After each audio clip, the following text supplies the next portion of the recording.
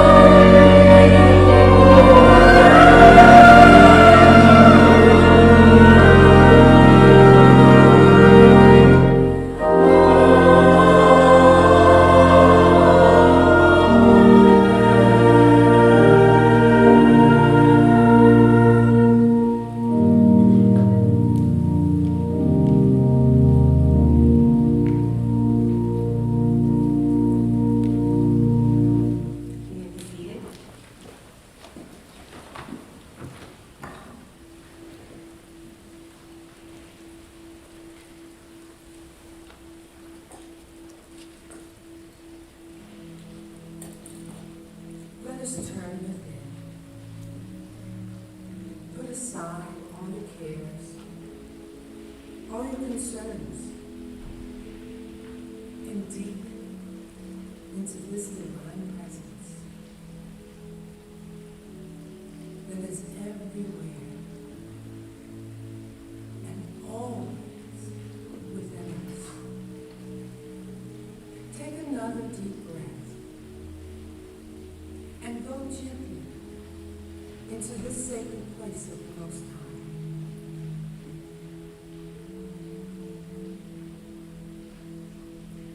Feel God's love,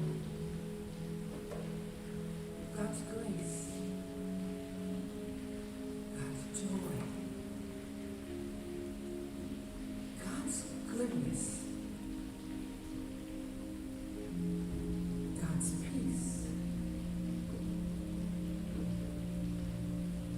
And now we commit ourselves into this good.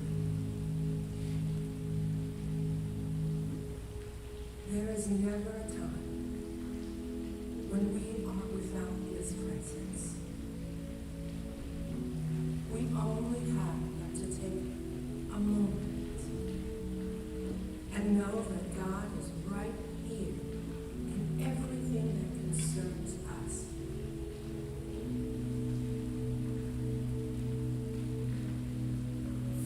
yourselves up with this divine presence.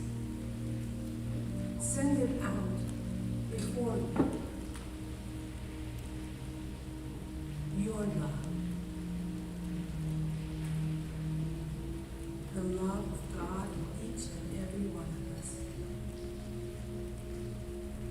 Send it to every person here within this sanctuary.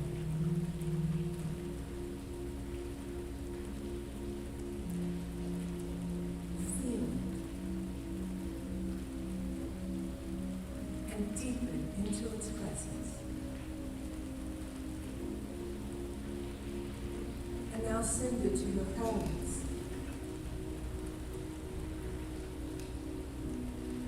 Comforting, loving, enlightening.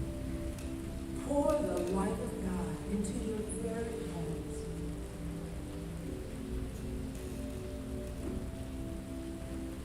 And then see it streaming from your homes, this light of God, out into the world. First, our neighborhoods.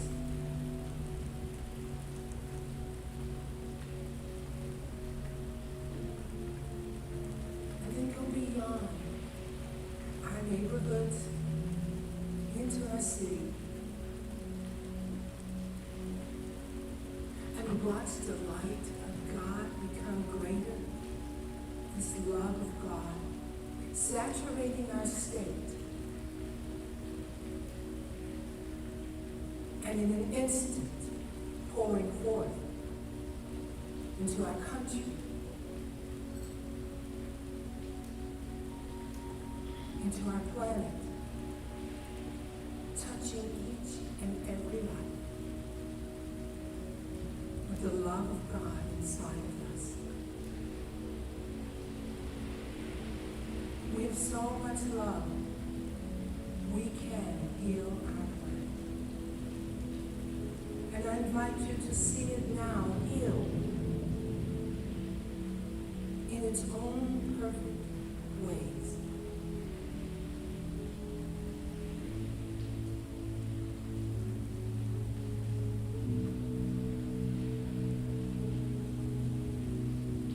And let this love keep growing. It expands into the universe. For we are one with all that is.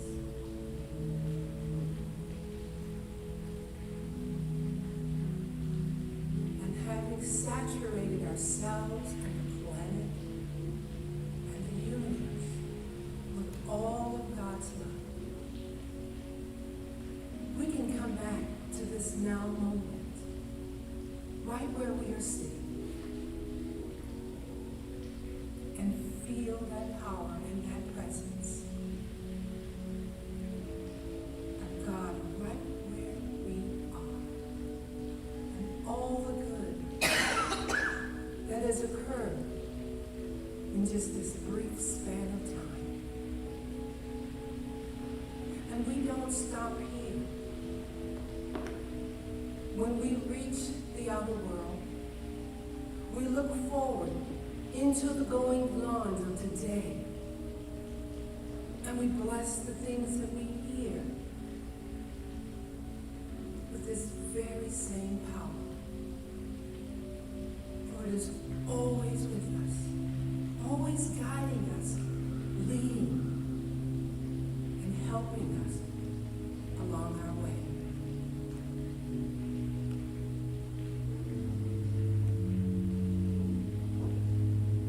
Now that we are so full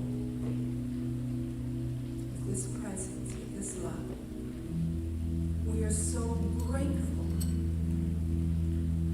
for all that is and all that is yet to be. We give thanks.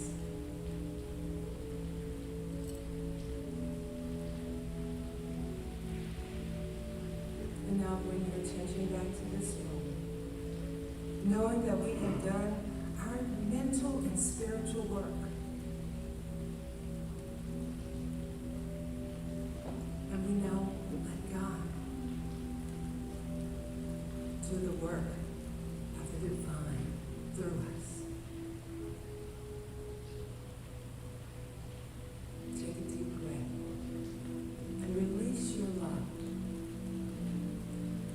it go. For it will return to us, multiplied.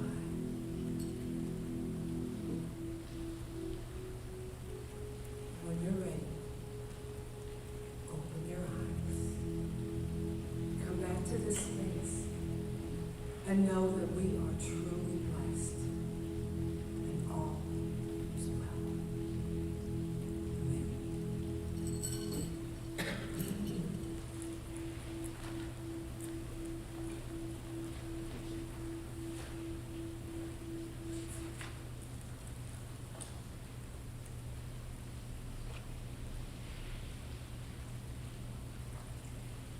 And now, if you have the insert for the hymnal, we're going to stand and sing Every Time I Feel the Spirit. Does everybody have that?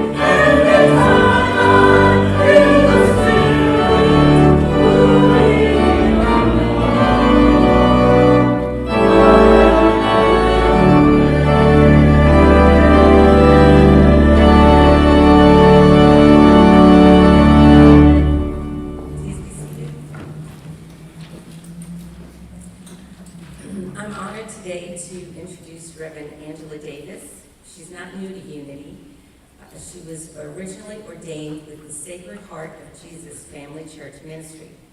Reverend Angela was initially led to Unity teachings in 1989, and in 1993 was appointed to the spiritual leader of Unity North Shore in Covington, Louisiana, where she served until retiring in 2015. Reverend Angela is also currently in seminary with Unity Worldwide Ministries, attending the Unity Urban Ministerial School. Please join me in welcoming Reverend Angela Davis. Good morning, everybody. Good morning. You know, I know I'm home because this morning I had to wait in the morning. I said, wait a minute, I got the wrong lesson today. But you know, God is always amazing and life is always good. So you know I'm talking about fourth time, jumping into fourth time dimensional thinking. Now, you guys might think that's something new, some fancy term, but no. We use it every day in our lives. We're always jumping. Now, I know y'all have heard the song about the Aretha Franklin. She said, jump, jump, jump to it. You've heard that, right? Mm-hmm. That's the same thing. You are jumping into a way of thinking that we have been learning here at Unity, right? And you've been seeing, I know you have been seeing changes in your life. These words are as relevant today as they were when they were written, perhaps even more so, because we're encountering all of these changes that are happening in our lives. These spiritual principles that we learned here at Unity, they took Charles and Myrtle Fillmore through a lot of jump times, even back then in their lifetime. Now, fourth dimensional thinking sets the tone for the life we're choosing to live right now. Because fourth dimensional thinking is nothing more than living inside the mind of Christ, living inside the mind of God in us. Is that what you guys have been learning? Okay, because when I first got to Unity, and I know I haven't told y'all this, but I'm going to tell you. You know how I got to Unity? I was hurting. I was in a lot of pain. I had a lot of troubles in my life.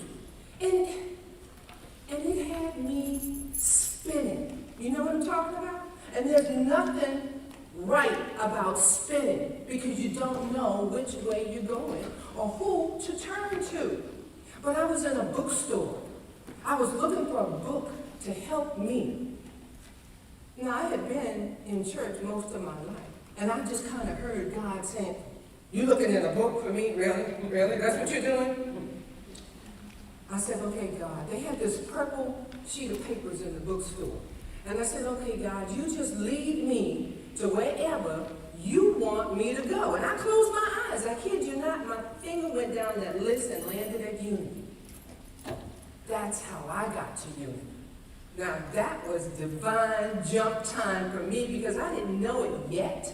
I called them. This was before cell phones. I called them on my old-time phone at home, and they said, "Oh, yes, ma'am, we have service every Sunday." I was in Houston because you guys heard when the speaker read, I was actually ordained here in New Orleans with the Sacred Heart of Jesus Family Ministry.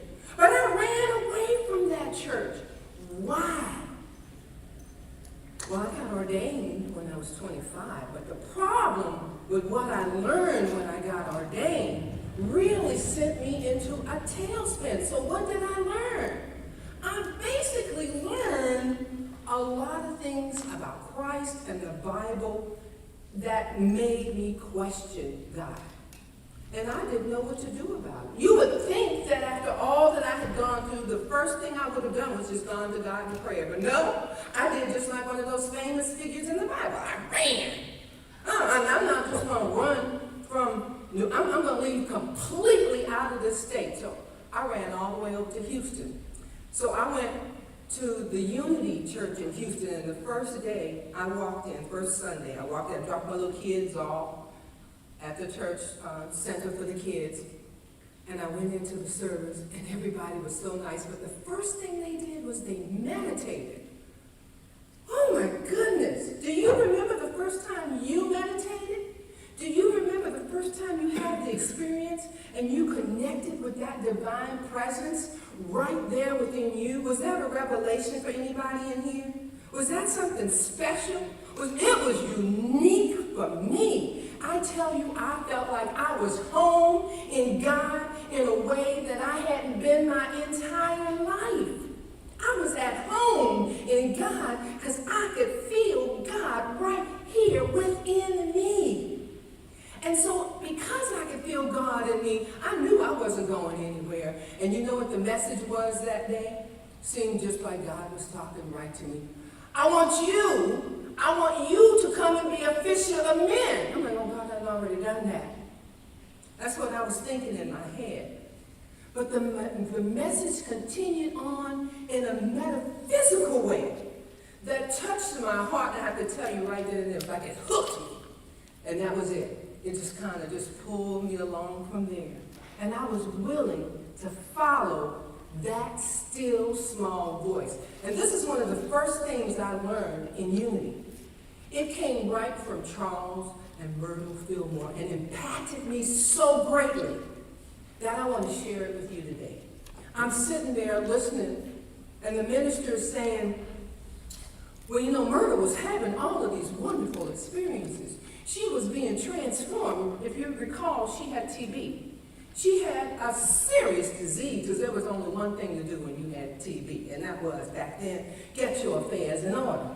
Well, I'm sitting there, and they said, well, Charles, he didn't really believe Myrtle's experience, although he could see it happening. And he said to himself, well, wait a minute. If this is real, I'm going to prove that this is real to me. So he decided that he was going to put a chair in his room. And before he went to sleep at night, he would meditate for 20 minutes. Set his little clock to ring. And he said, okay, I'm going to sit here, and if God is something real, it's going to make itself known to me. Well, let me tell you, when I got home, I said, I'm going to put my chair in my room. I went around the house looking for a chair, and I put it in my room. And every night before bed, I would set my timer. By then, we had cell phones. So I could set my timer, and I could sit there and just go within. And I remembered the speaker, the minister, saying, pick any Bible verse that speaks to you and just keep reciting it over and over again. I did that every single night, just like Charles did. And you know what? You are listening for the still, small voice of God. And it comes in so many different ways. You know how it came to me?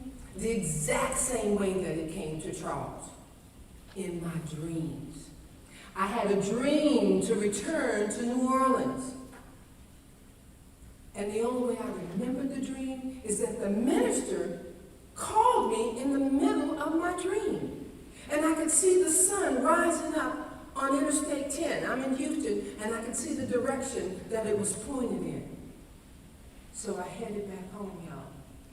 And when I got home, I was so happy to find out there was a Unity Church right here in New Orleans. There was also one in Metairie. I attended both. And you know, I went to the one in Metairie because I felt at home there. And there was something for me there. And you guys know what happened to me there. But I was jumping right into this thing we call life. Charles talks about the noble thoughts, the changes to our minds. But what he didn't talk about is that subatomic level where change happens, where we are speaking things on a daily basis, and it is affecting our brains in such a way there are things going on inside of us that we cannot see. We cannot see how it's moving around within us. But I can tell you that when you speak over and over the things that are so for your life, they become your reality. And as a result of becoming your reality, it is how every civilization has made it through every jump time in history.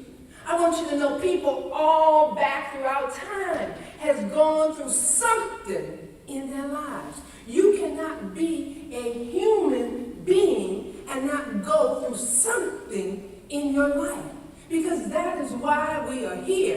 If we didn't want to be human beings, we would be in heaven already. We would already be living in heaven. But I want to bring this point down home to you. We are living in heaven on earth when we believe it, when we know it. It doesn't mean it's not going to be without its challenges. We don't learn unless we are growing. We don't learn unless we are internalizing what we are learning. So when Charles was going through these changes in his life, he ran into some stops. He ran into some serious problems being the caretaker of his family. How many of you have run into serious issues in your life?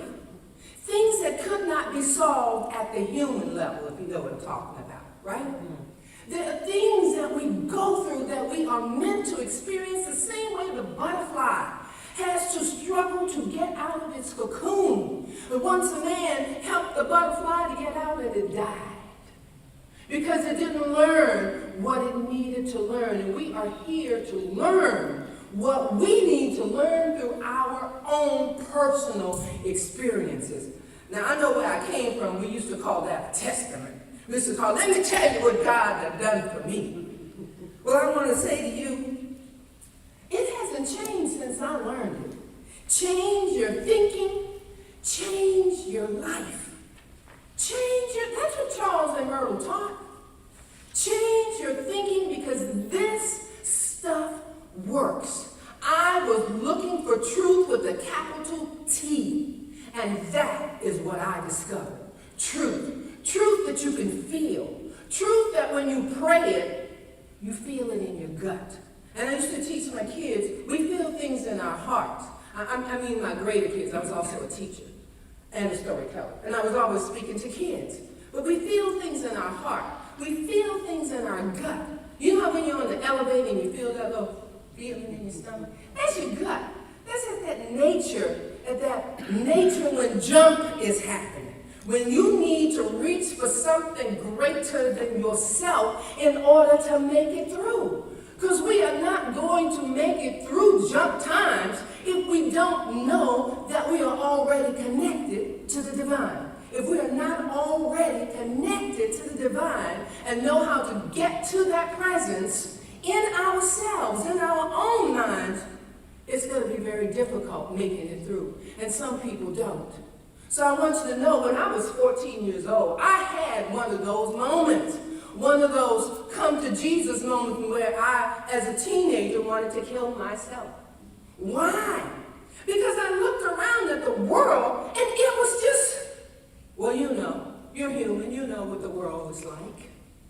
And it just didn't feel right and it hurt. How many of you have hurt in your lives? This is what this teaching is for. It's for those times when we hurt and also for those times when we soar, when we are jumping, when we are flying, when we are moving with source. Well, there I was thinking about how I was going to do it. I remember the day, I remember the hour.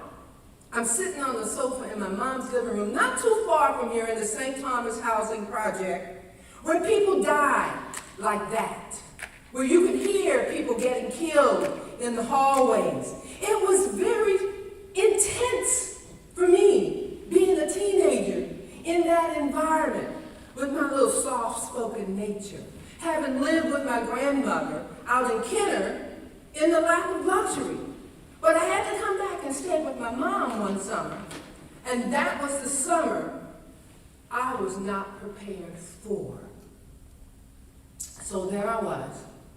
And this beautiful woman came to me, and she began to tell me all about my life, what I was going to do in the future. And she said to me, now look, if you leave now, you're not going to have all of these experiences. And you know what I did, right? Because I'm still here. But here's the amazing thing. I was 35 years old. I have been in Unity for a number of years. And I'm sitting there in one of my meditations, and it turns out that I saw for the first time, I was the beautiful woman who had gone and visited myself when I was 14 years old. And the thought of it just blew me away. I had to marvel.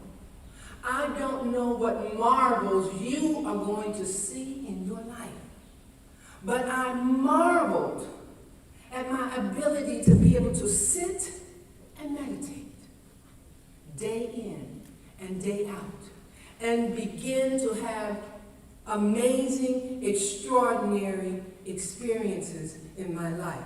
Experiences that took me around the world. I don't know where your experiences are going to take you, but I do know that when you go with God, there is no place you cannot go. There is no place that you are not going to be welcome. Because you know why? Each and every one of us is a divine, tiny being of God. Now just ponder ponder that for a moment. You may have forgotten it, but it's all down in there. All down in there. And the only way you're going to get to that goodness is the same way that Charles and I did it. Now, thinking fourth dimensionally simply means thinking outside of the problem. Instead of thinking how big the problem is, turn your thinking around into that inner place of the Most High. Get yourself out of the way and say, okay, God, what are we going to do now? What are we going to do now about this issue? But let me take you a little bit deeper this morning. We can read about this kind of thinking in the book of Revelations. Now, you might say, oh, I read the book of Revelation. That is something. But I want to tell you, the book of Revelation, well, I'm a storyteller, and it takes one storyteller to know another storyteller. The bigger and badder and greater the figures are, the more the storyteller's going to get your attention. So don't pay attention to the bigness and the badness of what you read in there. Find the integral message. And the integral message is always the same. That no matter what doomsday may be upon you, God is right here in the middle of it. God is right here in the midst of it. And God is right here within us in the midst of it. In other words, jump time thinking is nothing more than using that power of God that is in you in the moment. And you will know your way out of it. I saw a modern day miracle when 911 happened and 2 people survived. They stood on a platform because God told them to stand there. And they survived all of that destruction. When you have that kind of connection with the divine within yourself, you are going to know what to do any and every moment of your life. You will know what to do and how to get through it. Doesn't mean you're not going to seek help. Doesn't mean you're not going to go to Unity Church and talk to people and get steeped in this teaching. What it means is you are deepening into the truth of this knowledge that made Charles and Myrtle Fillmore start this whole paradigm.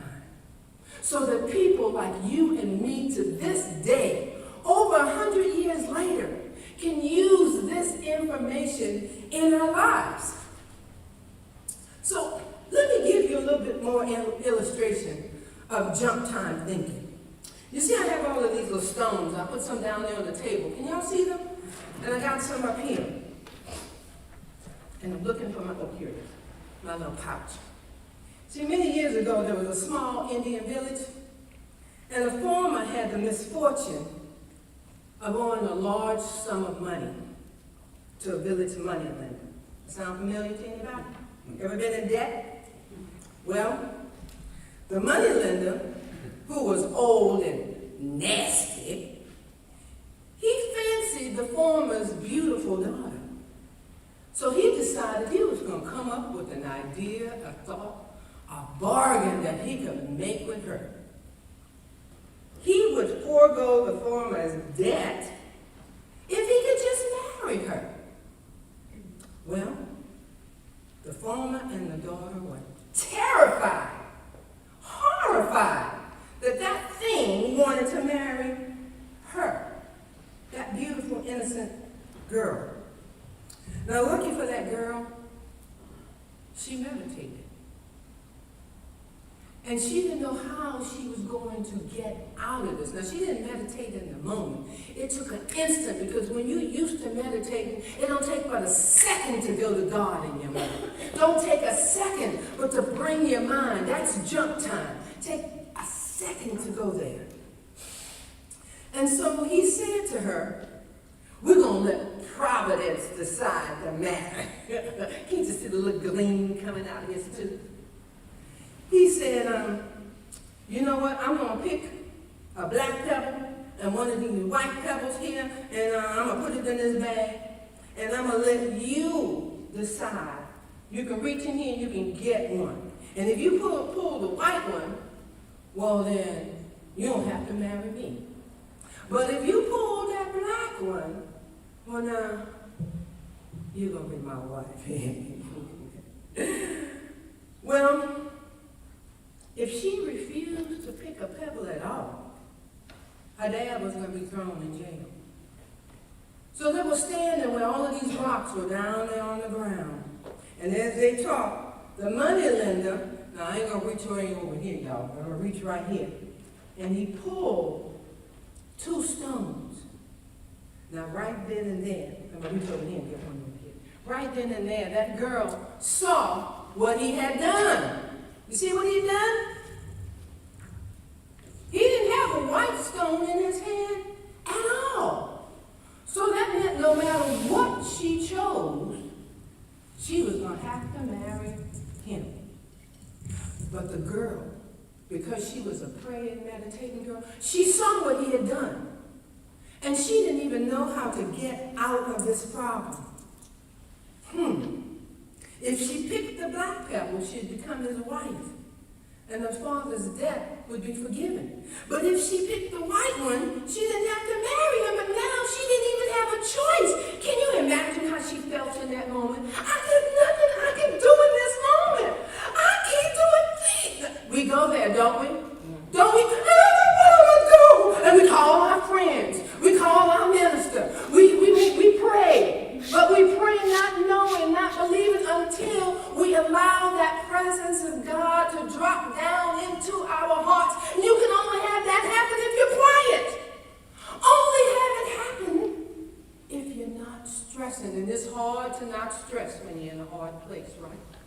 Very difficult. But this is why we do it. God already knows where we are in every moment of our lives. He's got us in the palm of his hands. So when Hurricane Katrina hit New Orleans and I was here, I was in God's hands. And I promise you, I was lifted to a higher place. Water didn't touch me. I was able to leave this city the same day. Not before the storm as I was supposed to, but the same day. In the midst of the storm, I was led over to the North Shore and stayed there. Now, the storm hit. I saw one tree level one side, the neighbor's house. I saw another tree level the other side. I saw that big 15-foot, well, I don't know how tall it was really, but I know it started coming towards my house. I'm standing there before a wall full of glass. And that tree came over to me, and the tip of that tree brushed my house all the way down. And to say, there you go, you good. I got you. I know who you belong to. I know who you are. We, each and every one of us, is sacred to the divine. So when you are in the midst of struggle, you're in the midst of trouble, God's got you. And what's trouble? Trouble is when you got a debilitating disease, right? What else is trouble? What's trouble to you guys? Tell me, what does trouble look like to you? Somebody just tell me. Just call it out. Sickness. Huh? Sickness. Sickness. What else is trouble? Anger. Anger, despair. What else? What about when something happens to your kids? Is that trouble? Yeah. That's some of the worst kind of trouble. What else is trouble? Resentment. Trouble is when you don't have no money, but trouble is also what? Resentment. Oh, that's a big one. You know why resentment is a big one? Because it's hard to get out of hatred in your mind. And the only thing that can take you out of hatred from somebody who has done you wrong is to go within and let God take care of your soul where you have been deeply hurt, because can't nobody do you like Jesus. I like that. I like saying that. I used to sing it all the time. Can't nobody do me like Jesus. Can't nobody do me like the Lord. I might even break out in a happy dance because I knew. And that's another secret, y'all. When you find yourself in those spaces, turn on something that's going to make you feel good.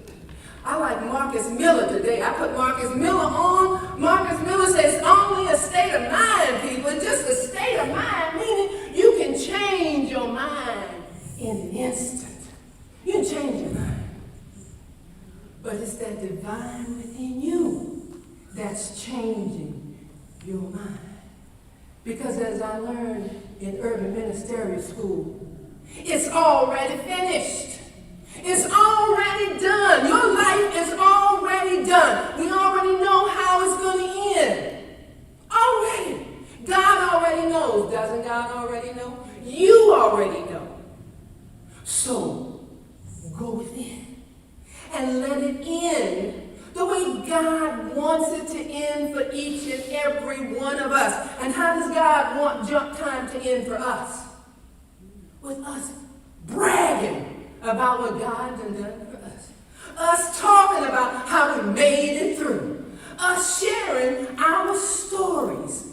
Us talking about the good that God has given to us. You know, in our culture, we lived on those stories about how God helped us to get through. We lived through those stories.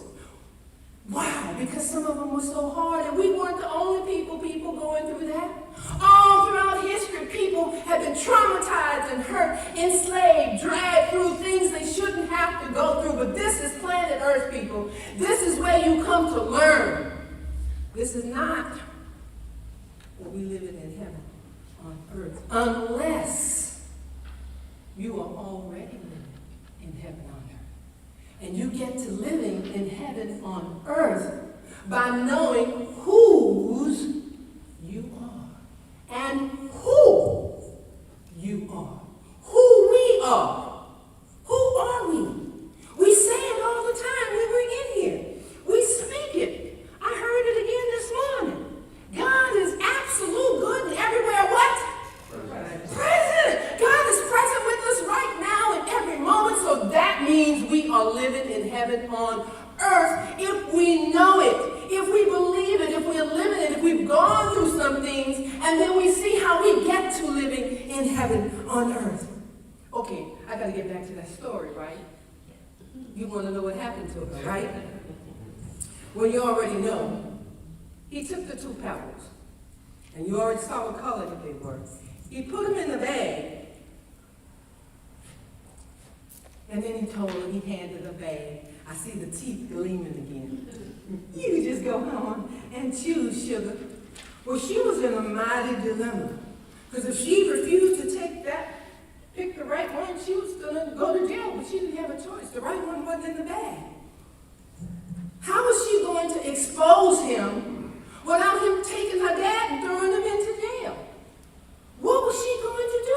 She could bend down and pick a white one, but then he would see her doing that. How was she going to get out of this trouble? Well, because she was a praying girl, she just picked up the bag, and she knew. Now, how many of you ever had that happen?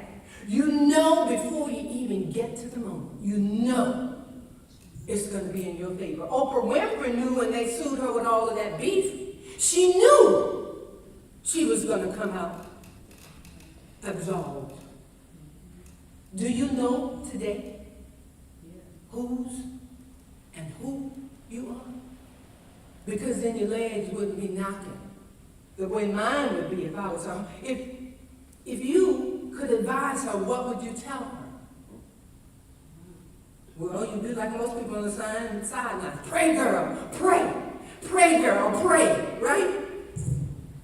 Well, she got herself a real dilemma. We in our lives are trying to figure out our problems. Well, now you know the answer. What do? We pray.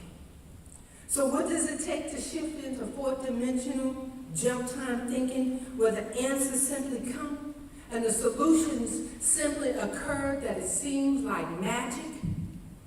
Well, we got to be aware. We got to be willing. And then we have to trust. Now, when I practiced this, I said, you got to be aware. And I did it with a stone in my hand. And you got to be willing with another stone in my hand. And then I hand it on my head.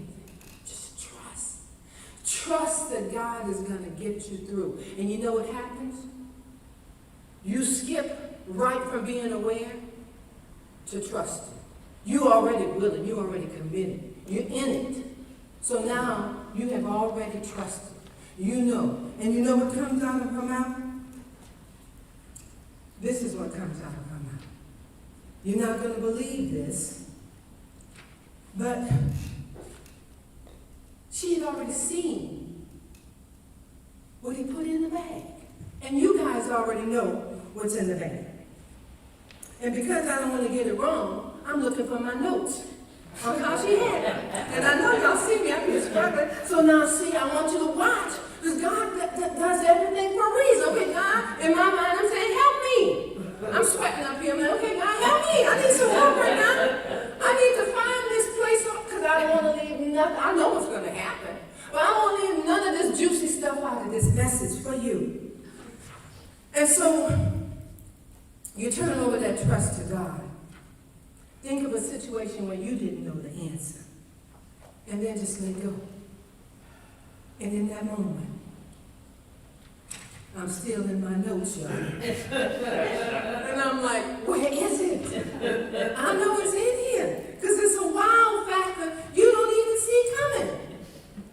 Well, anyway, I guess God is saying, you got this. You've been teaching for a long time. Why are you behaving like you don't know what you know? Well, see, y'all can thank me because I'm modeling for you how that works. So, I taught myself how to live in this.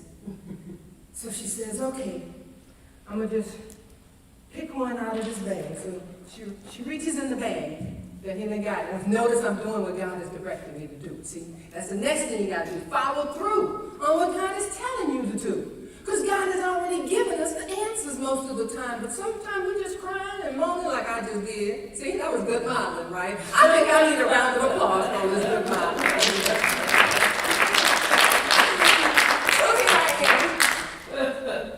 She pulled the stone out of the bag. Now, you already know what color it was, right? But she didn't let him see it. And then she went, oops!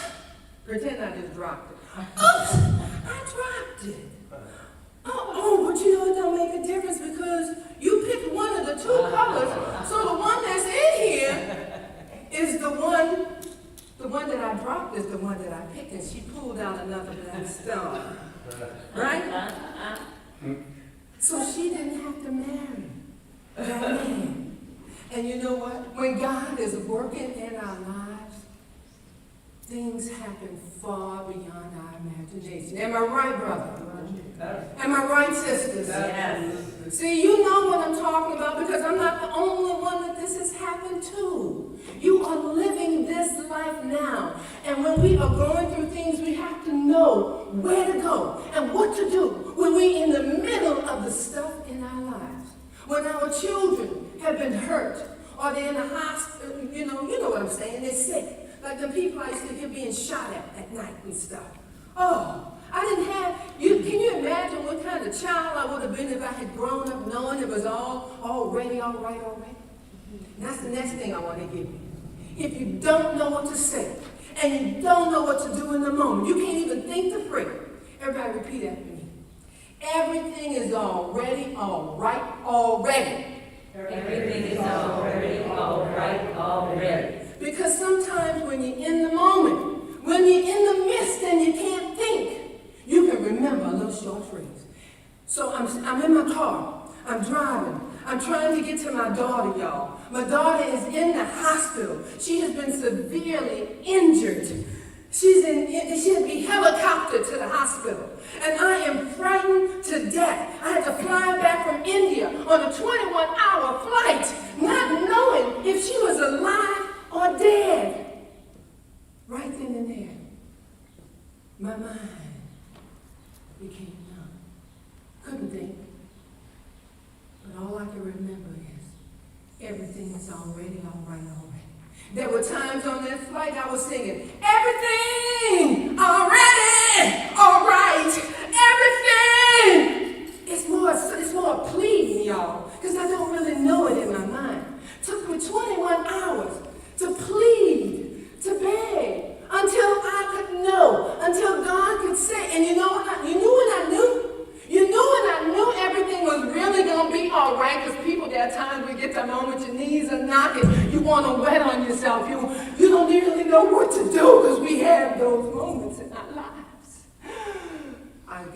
the plane landed on the tarmac in Houston, Texas, where my daughter lived.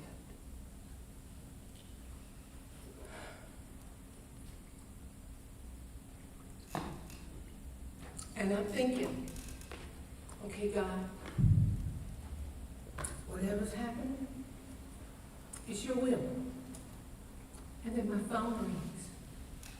It's my daughter. And she's saying to me, and I want to tell you this part. My daughter had been attacked. Her throat had been slit. So when she spoke to me on the phone, all I could do was thank God. Thank God. For God. And if God had decided something else, you know what I would have done? Thank you, God. In the midst of my tears. Because I know so many parents who did not have the experience I had. And I like to think it's because I have found unity. I like to believe that it was all those prayers that I was singing and praying and knowing that only good can happen in my life. Only good can happen in my life. I had no idea that that moment was going to come to me. But I know that whatever the universe sends my way, only good can come out of this. Why? Because everything's already all right, already. Everything's already all right, already. My friends, this is truly living in jump time. You only learn about jump time and living in God in unity. You learn about that right here. So if there are classes here, get in those classes, because that's what I did. I immersed myself in the classes. I had to make this real to me. Because that's the only person you have to convince is your own mind, the reality of what is so. I pray for each and every person who walks through a unity door. Not just in this church, but around the world. Because this is what we are going to need to make it through the days and the times ahead. There's still jump times ahead of us. I've had many congregants call me with their jump times, and I've been there in the middle of the night at that wee hour of the morning. Those times when we need to know, and when we don't know, we contact somebody who does know for us. I want to bless y'all today because awareness is a powerful gift. And when you come to unity, you not only get awareness, you become aware of who you are. And when you learn who you are while you are still learning and growing on this path, you are going to reach a fine day where you're going to be like me. Jump, jump, jump to it. Doesn't matter what's coming. You'll be singing and trilling like a Rita. Yes, you will find a way in your life today because you are living in jump time, and I want to thank you for living in my jump time with me. God bless you.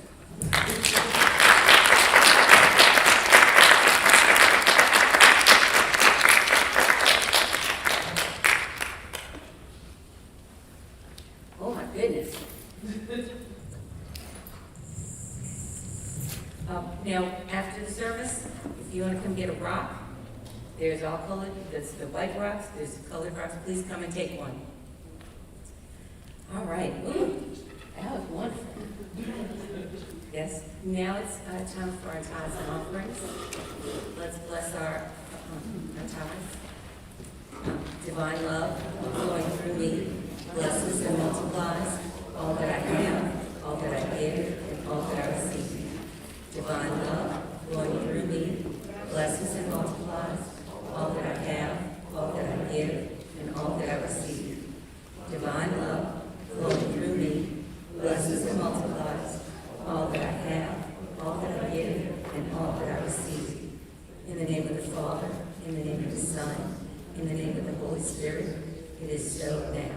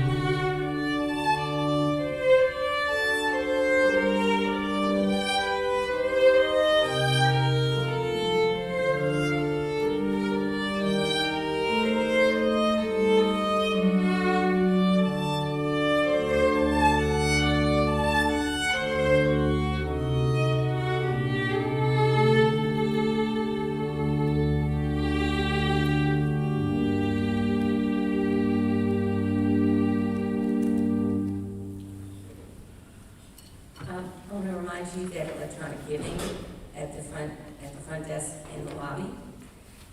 Copies of today's service are available on CD at the front desk. Prayer chaplains are available for one-on-one confidential prayer, and they will move to the front of the church after the service. Find us on YouTube and Facebook. Next Sunday, March 24th, Reverend Fleming will be delivering the Palm Sunday message. And assistance is needed for both setting up and cleaning up of our Palm Sunday tea time luncheon. If you would like to assist, please see Kristen or me. Tilly, if you want to volunteer today, but tell us about it. Is everyone signed up for the newsletter? If not, please see a member of the Welcome Committee, and we'll get you signed up for our newsletter. Are there any new visitors that swam here today? Okay. So let's say our prayer for protection. The light of God surrounds us. The love of God enfolds us. The power of God protects us. The presence of God watches over us. Wherever we are, God lives and all is well. The Lord watches between me and thee while we are absent one from the other, and helps us to know that we are all one in spirit through our Lord Jesus Christ. And now if you'll stand up and we'll sing our final song.